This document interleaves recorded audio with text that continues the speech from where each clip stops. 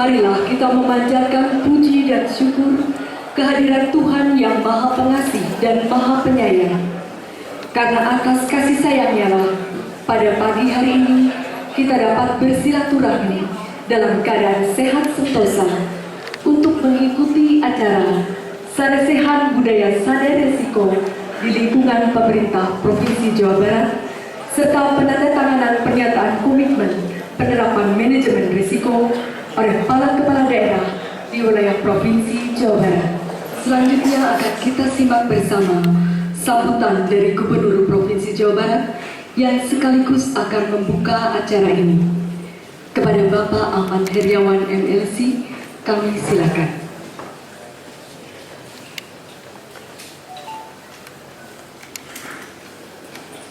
Assalamualaikum warahmatullahi wabarakatuh. Selamat pagi dan salam sejahtera untuk kita semua. Sampurasun. Alhamdulillahirabbil alamin. Wassalatu wassalamu ala sayyidil anbiya'i wal mursalin wa ala alihi wa sahbihi wa man tabi'ahum bi ihsanin ila yaumiddin, amma ba'du. Yang saya hormati pimpinan Komisi Pemberantasan Korupsi Republik Indonesia, yang saya hormati rekan-rekan Forum Koordinasi Pimpinan Daerah, hadir secara pribadi Kepala Kejaksaan Tinggi Jawa Barat, Kepala Pengadilan Tinggi Jawa Barat, serta yang mewakili Kapolda Jawa Barat dan Padang Tiga Siliwangi. Yang saya hormati Kepala Perwakilan BPKRI Provinsi Jawa Barat, juga yang saya hormati tuan rumah para perwakilan BPKP Provinsi Jawa Barat. Selamat ulang tahun kepada BPKP. Silakan aplaus untuk BPKP. Mudah-mudahan para BPKP semakin hadir di pemerintahan daerah, baik di provinsi maupun kabupaten kota, sehingga pengawasan pendayagunaan keuangan dan pembangunan semakin baik, pembangunan semakin tepat sasaran, semakin berkualitas, dan kemudian dinikmati oleh masyarakat kita, dan masyarakat pun dampak dari pembangunan tersebut semakin merasakan kesejahteraan sebagai cita-cita berbangsa dan bernegara sebagaimana termaktub dalam pembukaan Undang-Undang 45 yang selalu kita bacakan pada setiap kali upacara.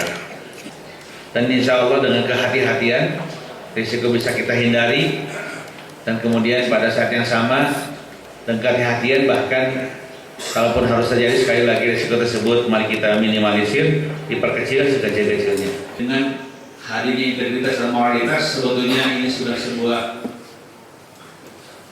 cara yang terbaik untuk menghindari penyimpangan yang berdampak resiko yang sangat besar bagi kehidupan kita, termasuk kehidupan bernegara. Sistem itulah yang mengawasi pelaksanaan dan pendayagunaan keuangan tersebut. Sekuat mungkin, sedapat mungkin sistem tersebut kita hadirkan. Meskipun orang mengatakan, katanya sehebat apapun sistemnya, karena sistem yang buat manusia tetap bisa ngakal-ngakali. Tidak hanya integritas lagi yang jadi tameng utama. Saya seringkali merenung melihat betapa tangguhnya gedung sate, betapa canggihnya gedung Pakuan, betapa hebatnya Istana Negara, Istana Bogor, dan lain sebagainya, padahal dibangun ratusan tahun yang silam, tapi masih kokoh sampai hari ini. Akankah kita mewarisi artefak dalam bentuk fisik, legasi dalam bentuk fisik yang sekuat itu, yang dihasilkan oleh pembangunan di era modern, di era Indonesia Merdeka, yang dilakukan oleh anak bangsa sendiri? Itu persoalan kita. Selamat melaksanakan Saresehan, mudah-mudahan menghasilkan yang terbaik untuk bangsa dan negara yang kita cintai ini, menghasilkan sebuah kesadaran akan resiko, kesadaran untuk menghargai integritas, kesadaran untuk menghasilkan kualitas pembangunan yang terbaik yang dinikmati oleh bangsa dan negara dan sejarah kemanusiaan di negeri kita cintai ini. Terima kasih, dan dengan mengucapkan Bismillahirrahmanirrahim, saresehan budaya sadar resiko di pemerintah daerah baik provinsi maupun kabupaten kota se-Jawa Barat, dengan ini saya nyatakan resmi dibuka. Terima kasih atas segala perhatiannya. Billahi taufiq wal hidayah. Wassalamualaikum warahmatullahi wabarakatuh. Terima kasih kepada Bapak Gubernur yang telah berkenan membuka acara ini. Hadirin yang kami hormati, acara selanjutnya adalah diskusi panel budaya sadar risiko sebagai upaya pencegahan korupsi di wilayah Provinsi Jawa Barat. Ini ada 4 pembicara. Yang pertama adalah dari pimpinan KPK. Kami persilahkan untuk maju ke depan Bapak Alexander Marwata, AKSH CFA. Silakan Pak Alexander, silakan. Yang kedua, Bapak Kepala Kejaksaan Tinggi Jawa Barat, Pak Ferry, silakan Pak. Yang ketiga, Bapak Irwasda Polda Jabar, Bapak Kombes Pol Dr. Rusli, mangga Pak. Dan yang keempat, masih mengantar Kepala BPKP Perwakilan. Silakan Pak. Sebagai pembicara pertama adalah Pak Alexander Pak Marwata ini, beliau juga pernah di BPKP ternyata, ya Pak ya, sudah lama. Dan nanti juga akan dikaitkan kepada tema yang sudah diusung, menyampaikan bagaimana terutama koordinasi dan strategi Korsubgah yang didalami KPK dan pengalaman KPK supaya dikaitkan ke tema ini tidak terjadi lagi di wilayah provinsi maupun kabupaten kota. Untuk itu kami persilahkan Pak Alexander. Pada Bapak Wali Kota, Bapak Bupati se-Jawa Barat atau yang mewakili, pada Bapak Inspektorat, dan kepada Bapak Kajati serta Bapak Kapolda yang mewakili. Pada kesempatan ini kita berkumpul di sini selain untuk mengikuti upacara dalam rangka ulang tahun BPKP, kita juga ada acara sadar risiko. Nah, kalau kita bicara tentang risiko, tentu setiap pekerjaan, setiap jabatan itu pasti ada risikonya, gitu kan. Entah risiko keberhasilan atau risiko kegagalan. Keberhasilan tentu menjadi usaha dan upaya kita bersama seluruh elemen pemerintah daerah dan juga didukung oleh masyarakat. Saya kadang-kadang berpikir ketika seorang pejabat daerah atau khususnya kepala daerah terkena masalah hukum, apakah ketika dia melakukan perbuatan itu dia itu sudah mempertimbangkan atau memperhitungkan risiko yang akan dihadapi. Sebetulnya KPK itu berupaya untuk melakukan pencegahan, tetapi ketika upaya-upaya pencegahan itu tidak dihiraukan atau tidak memperoleh perhatian, dan ketika masyarakat menginformasikan ada upaya-upaya untuk melakukan penyimpangan atau kejahatan, terutama tindak korupsi, maka KPK mau nggak mau harus bertindak. Nah, KPK mempunyai mata dan telinga mungkin di hampir setiap sudut wilayah Indonesia. Masyarakat itulah yang menjadi mata dan telinganya KPK. Semua upaya pemberantasan korupsi yang dilakukan KPK dan setiap tindakan operasi tangkap tangan yang dilakukan KPK dapat dipastikan itu adalah informasi dari masyarakat. Keberadaan api hanya sebatas aksesoris, gitu. Hanya sebatas tukang stempel misalnya. Nah, kalau kejadiannya seperti itu, saya yakin risiko bapak-bapak selaku kepala daerah itu sangat tinggi sekali. Oleh karena itu, KPK meskipun dalam tugasnya itu termasuk tidak hanya melakukan penindakan, tetapi kami akan lebih mendorong upaya-upaya pencegahan itu agar tidak kembali berulang dan berulang terus penindakan yang dilakukan pada terutama kepala daerah. Dan nanti kita akan diskusi lebih jauh lagi. Saya lebih senang kalau bapak-bapak nanti menyampaikan semua persoalan yang dihadapi bapak-bapak ketika membuat suatu kebijakan atau berbagai kegiatan di pemerintah daerah yang berpotensi menimbulkan penyimpangan atau tindak pidana korupsi. Demikian, terima kasih. Assalamualaikum warahmatullahi wabarakatuh. Selamat pagi, salam sejahtera. Terima kasih Pak Alex Marwata. Bapak Ibu sekalian, tepuk tangan untuk Pak Alex. Dari Jawa Barat, Pak Ferry untuk menyampaikan materi. Silakan Pak Ferry.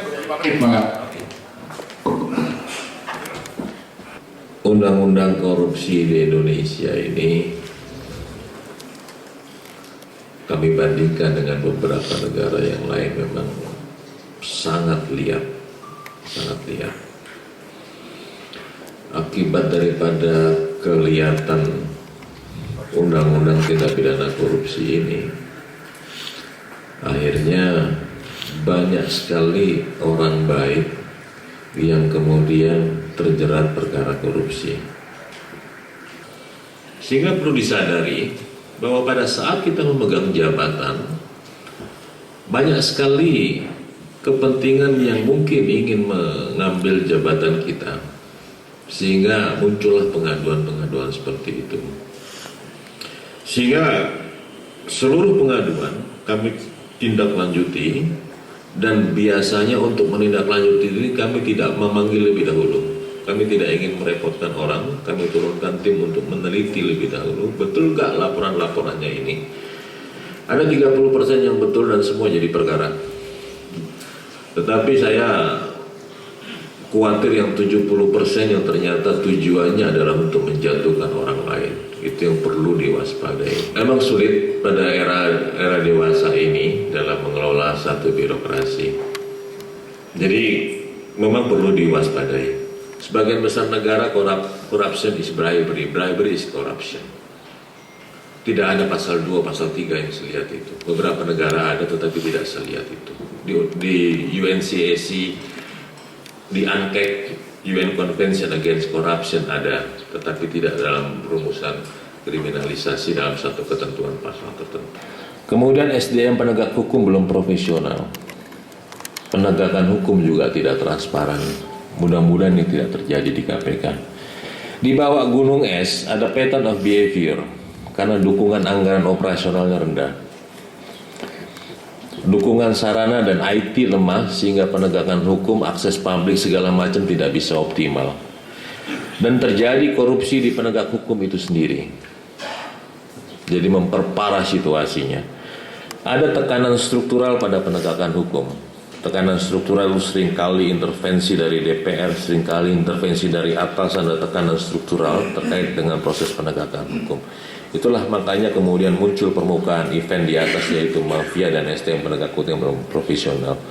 Di balik pattern of behavior, sistemik strukturnya adalah lemahnya implementasi kode etik si penegak hukum karena mungkin keterbatasan anggaran, penghasilan rendah untuk hidup layak, dan lemahnya pencegahan penyimpangan dan pengawasan. Contoh-contoh seperti harus kita jadikan pengalaman dan jadikan kajian dalam rangka kegiatan tata kelola pemerintahan sehari-hari ini.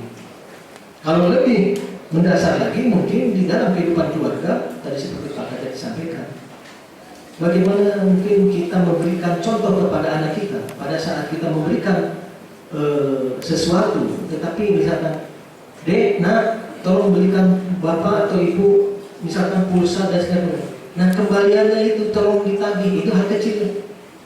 Kenapa? Kaitan kepada manajemen risiko itu, hal-hal yang kecil harus disampaikan kepada yang akan datang. Apakah pada saat nanti anak ini pada usia SMP, kemudian pada saat mahasiswa sudah tertanam, saya sering diberikan uang oleh orang tua saya, begitu dibelanjakan tidak pernah ditagih, tidak pernah ditanyakan. Nah itu pembelajaran daripada yang sekecil apapun. Bagaimana seorang orang tua di dalam rumah meminimalisir risiko yang akan terjadi kepada anaknya. Disuruh belanja 20.000, padahal belanjanya 10.000 tidak ditanyakan oleh orang tuanya karena biasa. Nah itulah menanamkan daripada kegiatan-kegiatan hal si anak itu, oh saya ternyata tidak diminta, akhirnya pada saat bekerja, oh saya seperti itu. Mudah-mudahan hal-hal yang kecil. Tadi sudah jelas apa yang sudah dilakukan oleh para narasumber dalam kesempatan ini. Saya hanya menyampaikan ucapan terima kasih atas kesediaan Bapak dan Ibu untuk hadir di acara ini, di mana tadi mengikuti perayaan upacara bendera dan sekarang saya sehat. Untuk itu atas nama Kepala BPKP kami mengucapkan terima kasih. Kain putih terkena pijat terus disiram sampai saat ini. Terima kasih Bapak dan Ibu yang bijak, engkau telah memenuhi undangan kami. Baik Bapak dan Ibu, di era reformasi, demokratisasi dan globalisasi saat ini memang terjadi perubahan yang sangat dinamis, terutama dalam menyikapi hubungan pemerintah dengan masyarakat. Masyarakat sangat mengharapkan adanya perubahan ke arah yang lebih baik, yaitu terwujudnya kepemerintahan yang baik dan kepemerintahan yang bersih. Kepemerintahan yang baik dan bersih itu ditandai adanya hubungan yang selaras, serasi, seimbang antara semua komponen bangsa, dari mulai pemerintahannya, DPRD-nya, masyarakatnya, dan dunia usaha. Dan itu semua harus didukung oleh 3 pilar utama, yaitu adanya partisipatif, transparansi, dan akuntabilitas dalam setiap penyelenggaraan pemerintahan, pembangunan, dan tentu juga pelayanan publik kepada masyarakat. Kemudian juga nanti harus ada kebijakan yang berisikonya, harus membangun aplikasi risk assessment-nya, dan tentu juga harus diimplementasikan. Jadi integrasi integritas dan sistem itu merupakan faktor kunci yang pertama. Kemudian tentu harus dikelola dengan berlandaskan pada hati nurani hotspot. Harus adanya proses pembatinan, internalisasi yang terus-menerus, dan tentu juga harus ada perubahan mindset untuk set bahwa risiko itu penting karena dibutuhkan, dan tentu harus ada reward and punishment yang dilakukan secara fair di lingkungan Bapak dan Ibu. Barangkali itu yang bisa saya sampaikan. Mohon maaf apabila ada kata-kata yang tidak berkenan. Sebelum ditutup ada pantun. Padi ditumbuk menjadi beras, beras dimasak menjadi nasi. Mari kita bangun integritas, bebaskan Jabar dari korupsi. Tepuk tangan untuk Pak Dewi, ini luar biasa. Pertanyaannya, bagaimana kami menghadapi masalah ini? Kalau perencanaannya benar, bahwa memang di dalam perencanaan itu 10% penggunaan pemborong. Mereka menawar 85%, artinya pemborong secara logika rugi 5%. Tidak mungkin pemborong merugi 5%. Pasti pemborong akal-akalan mencuri bestek sehingga kualitas proyek menjadi turun. Nah, ini persoalannya adalah bagaimana perlindungan hukum terhadap ULP yang memberikan menunjukkan pemenang lelang kepada harganya yang jauh lebih tinggi. Itu pertanyaannya, Pak. Terima kasih. Terima kasih. Langsung yang kedua, Pak, silakan mic-nya udah ada. Datang bawa proposal 6 juta ya. LSM ngadain acara HUT apapun 16 juta ya. Itu jarang terjadi pas kita ngambil dari kantong sendiri. Mesti itu kepala dinas nunjuknya kebenaran. Nah kalau ditanya kebenaran dari mana? Mungkin dari aspek hukum, fenomena seperti ini gimana Pak menanganinya? Karena ini sumber-sumber sumber-sumber korupsi. Saya tambahkan jadi bukan cuma kelalaian Pak atau kesengajaan, tapi ini keterpaksaan. Karena bisa disertai dengan macam-macam gitu. Itu saja. Terima kasih. Assalamualaikum warahmatullahi wabarakatuh. Terima kasih. Undang-undang pengawasan atau mau apa bentuknya namanya, yang saya harap adalah APIP Inspektorat Daerah itu kalau mungkin dipusatkan saja lah, Inspektorat Provinsi gabung dengan BPKP, kemudian Inspektorat Kabupaten berada di bawah BPKP, bertanggung jawab ke atas gitu, sehingga ada independensi. Manusia Pak, kalau nggak berkenan kebijakan inspektur salah, misalkan minggu depan kan bisa dipindah Pak, atau nonjok. Ini saya manusiawi Pak, tapi KPK jangan dicatat Pak, nanti saya ini apa adanya dari hati senubari saya mohon maaf apabila ada kata yang kurang berkenan atau cara bicara saya yang kurang berkenan, karena tujuannya terus terang saja tadi, kapan lagi daerah akan maju, terutama kami di Subang, kalau tidak ada penegakan hukum dan pelaksanaan tugas dari aparatur yang sesuai dengan aturan. Mana mungkin aparatur sesuai dengan aturan kalau pengawasan kurang. Intinya itu mungkin Pak. Terima kasih, mohon maaf. Assalamualaikum warahmatullahi wabarakatuh. Waalaikumsalam. Terima kasih Pak De. Ini bagus yang disampaikan, terutama dari Pak Bupati Garut juga.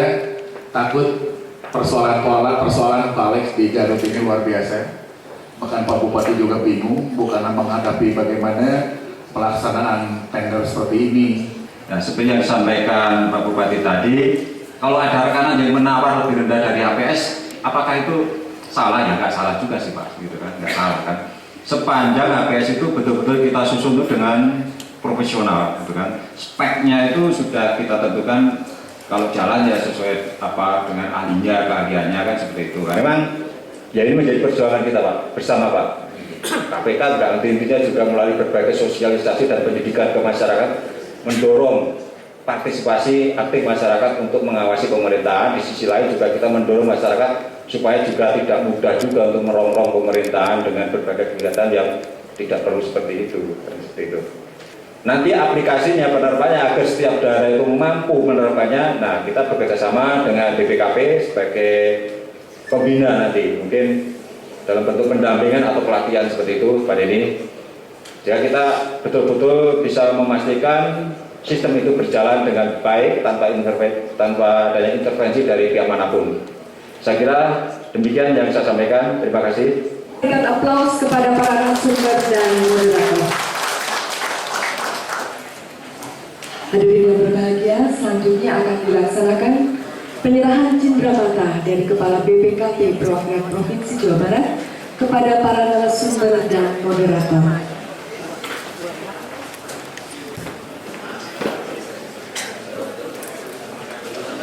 Penyerahan cindramata kepada pimpinan Komisi Pemberantasan Korupsi.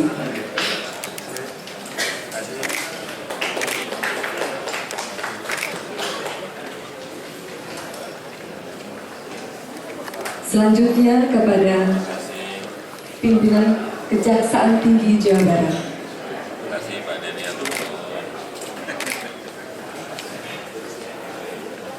Selanjutnya kepada Kepala Kepolisian Daerah Jawa Barat atau yang mewakili. Ya, berikutnya kepada moderator Inspektur Provinsi Jawa Barat. Terima kasih.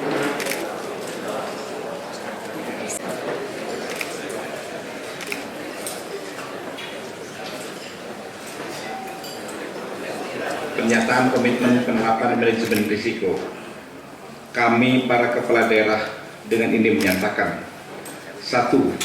Dalam rangka meningkatkan efektivitas penerapan sistem pengadilan intern pemerintah dan mengoptimalkan fungsi pengawasan intern pemerintah, maka perlu upaya peningkatan kinerja, transparansi dan akuntabilitas pemerintahan melalui manajemen penyelenggaraan pemerintahan yang berorientasi pada sensitivitas terhadap gejala kemungkinan kejadian risiko yang dapat menghambat pencapaian tujuan. 2. Menumbuhkan kesadaran akan pentingnya risiko, budaya sadar risiko di sektor pemerintahan yang terintegrasi dalam proses manajemen pemerintahan, mulai dari perumusan kebijakan, perencanaan, penganggaran, pelaksanaan, penatausahaan, pelaporan, dan pertanggungjawaban berdasarkan standar ISO 31000. 3. Menerapkan manajemen risiko di sektor pemerintahan secara terstruktur, terukur, komprehensif, dan berkesinambungan melalui internalisasi berkelanjutan. Demikian komitmen sadar risiko ini kami tegaskan untuk diterapkan pada seluruh SKPD di lingkungan pemerintah daerah di Provinsi Jawa Barat. Bandung, 30 Mei 2016, yang membuat komitmen kami para kepala daerah yang akan menandatanganinya saat ini juga. Terima kasih. Demikian tadi telah kita dengarkan bersama pembacaan pernyataan komitmen penerapan manajemen risiko. Hadirin yang kami hormati, kini sampailah kita pada acara penandatanganan pernyataan komitmen penerapan manajemen risiko oleh para kepala daerah di wilayah Provinsi Jawa Barat serta Wali Kota Sukabumi dan Bupati Cianjur satu lagi.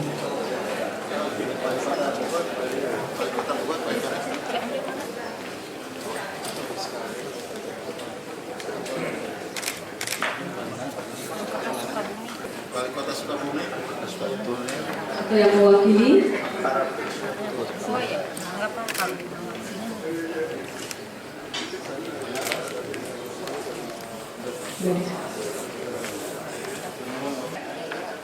Bupati Bekasi, Wali Kota Bekasi, Bupati Karawang, Bupati Purwakarta, Bupati Subang, serta Bupati Cirebon.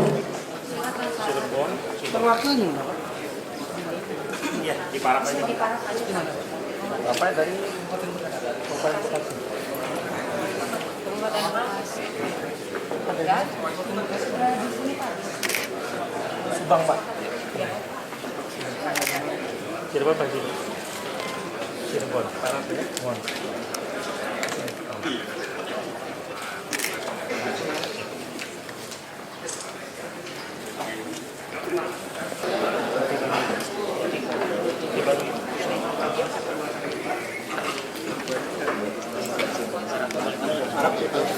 Wali Kota Bandung,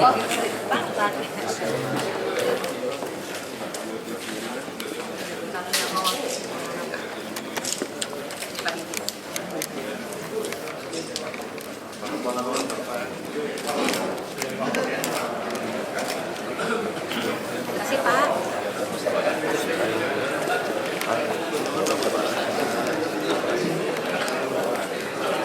Selanjutnya, Wali Kota Cimahi, Bupati Bandung Barat,